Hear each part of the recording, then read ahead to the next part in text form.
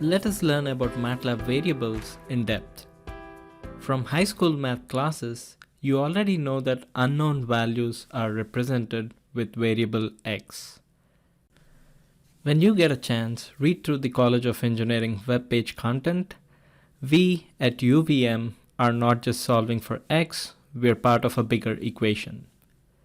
Now, switching back to MATLAB, MATLAB variables can store any values, and that any comes with conditions.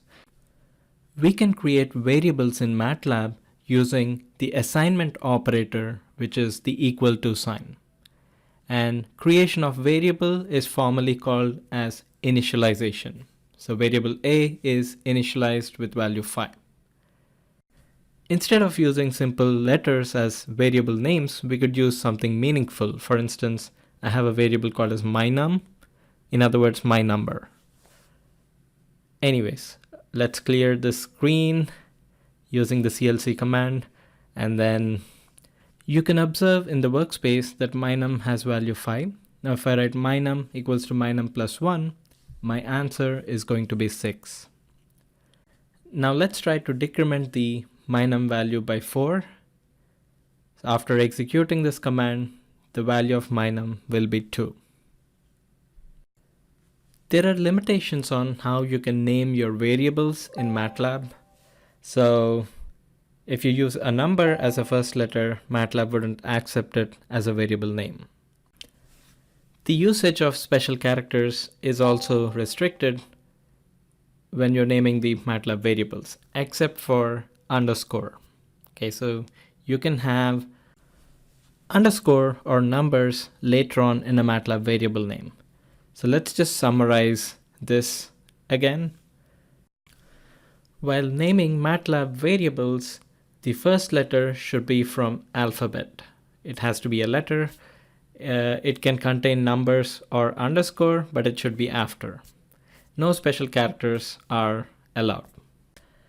Let's learn about default MATLAB variable ans, which is a short form for answer. Now, at the command prompt, if you don't assign your MATLAB command to any variable, then by default, MATLAB assigns it to the variable ans. You can see that the workspace is updated with that variable ans. Now I'm writing another command without assigning it to a variable. Now ans variable will be updated with the latest command.